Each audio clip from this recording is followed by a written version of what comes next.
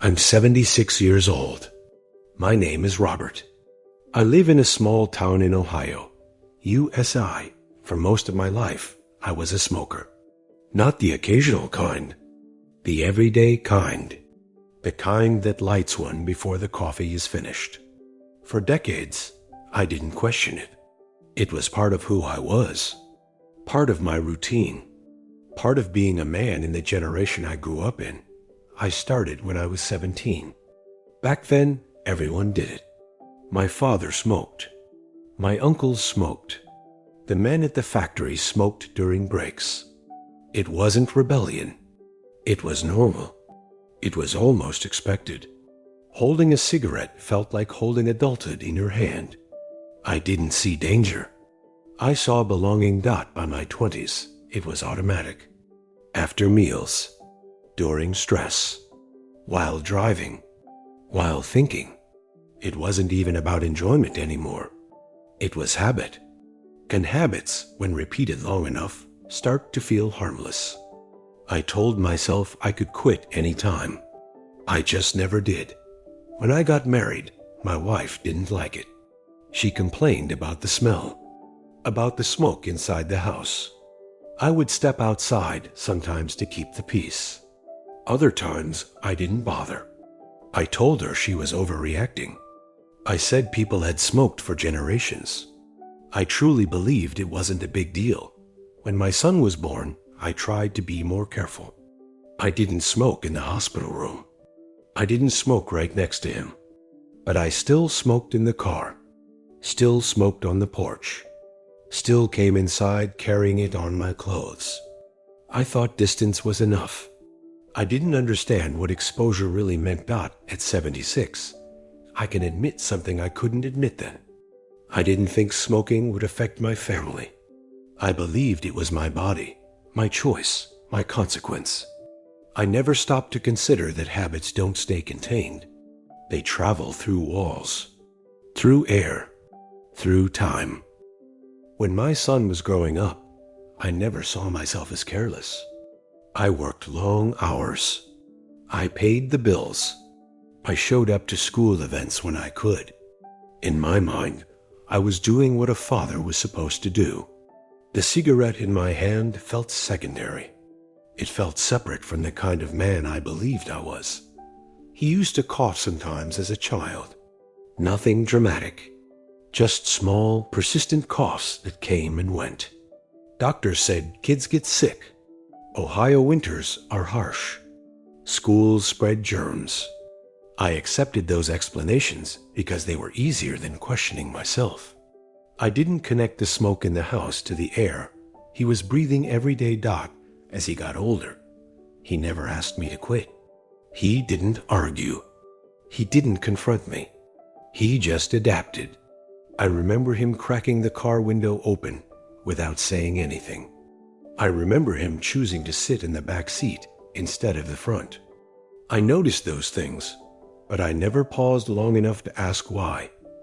When my grandson was born, I had already been smoking for over 40 years. By then, it felt impossible to imagine life without it. I tried to be more careful again. I stepped further away. I smoked outside more often. I washed my hands before holding him. I believe those small adjustments made a real difference. What I didn't understand is that habits shape environments. Even when you try to limit them, they linger. Smoke clings to fabric, to walls, to skin, to breath. I never researched it deeply. I never wanted to. Information can be inconvenient when it threatens something you depend on. Looking back, I see something clearly. I was not intentionally harming anyone, but ignorance mixed with stubbornness can be just as damaging as intent, and I carried both for far too long. My grandson Ethan was a quiet child, thoughtful, sensitive. He loved sitting beside me on the porch, asking questions about things I had done when I was younger. By then, I had reduced my smoking, but I hadn't stopped. I told myself I was being careful. I made sure not to blow smoke near him.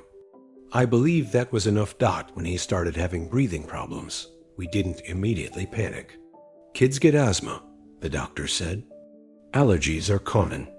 In Ohio, the seasons change fast and the air can be rough. My son never blamed me. Not once. He handled it like a father protecting his own child, not like a son confronting his own father. There were hospital visits over the years. Inhalers, medications, monitoring. It became part of their routine. I watched it happen from the side. I never said the words out loud, but a question began to sit in the back of my mind. Could I have done something differently? Could I have removed even one risk? I searched online one night when I couldn't sleep.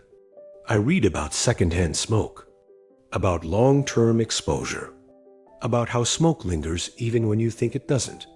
I closed the laptop halfway through. I didn't want to finish reading. Sometimes truth feels heavier than denial.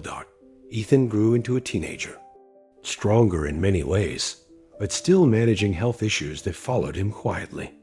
He never complained. He never accused me. But every time I saw him struggle for breath during a cold, something inside me tightened. I started to see my habit not as private, but as shared. At 76. I understand something I didn't allow myself to understand then. The consequences of our habits are not always immediate. They unfold slowly, quietly, and sometimes without clear blame. But the possibility that I contributed, even in part, is something I carry with me every single day. Ethan passed away at 22. It wasn't sudden. It wasn't dramatic. It was the result of years of fragile health and complications that accumulated over time. The doctors explained everything carefully. There were many factors: genetics, environment, immune response. No one pointed a finger. No one said the word blame. At the funeral, I stood beside my son, and I saw something in his eyes I had never seen before. It wasn't anger. It wasn't accusation. It was grief layered with exhaustion. The kind of exhaustion that comes from fighting something for years and finally losing. I felt smaller than I ever had in my life. After the service, I went home and sat on my porch where Ethan used to sit beside me. For the first time in decades, I reached into my pocket for a cigarette and stopped. I didn't light it. I just held it in my hand and stared at it. It suddenly felt different, heavier. I replayed years in my mind. The car rides, the porch conversations, the smell in the house, the small coughs, the inhalers. I don't know with certainty what role my smoking played. I may never know, but uncertainty does not erase responsibility. Sometimes it amplifies it. I quit that day, not because someone forced me, not because a doctor demanded it. I quit because I could no longer ignore the possibility that my habit had extended beyond my own body. It took me nearly 60 years to understand that choices echo further than we think. I don't tell this story to assign blame to myself endlessly. I tell it because denial is comfortable, and comfort can cost more than we realize. If there is even a chance that something we do harms someone we love, we owe it to them to examine it honestly. At 76, I no longer smoke. The cravings faded with time, but the memories did not. Every morning when I step onto my porch in Ohio, the air feels different. Not just physically, but emotionally. There is a silence where smoke once filled space. I used to think cigarettes helped me think. Now I see they helped me avoid thinking. I have had many conversations with my son since Ethan passed. We do not speak about blame.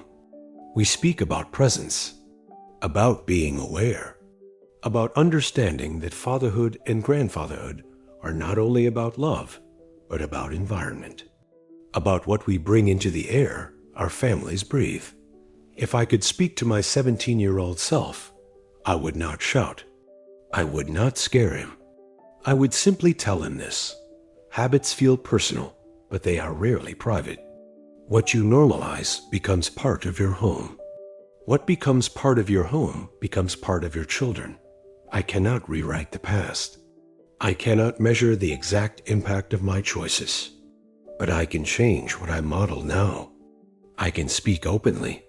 I can tell younger men that strength is not stubbornness. Strength is being willing to question something you've done for decades. My name is Robert. I am 76, and I didn't think smoking would affect my family. I was wrong to assume that. If there is something in your life that might carry risk beyond you, don't wait for certainty. Sometimes love means changing before you have all the answers.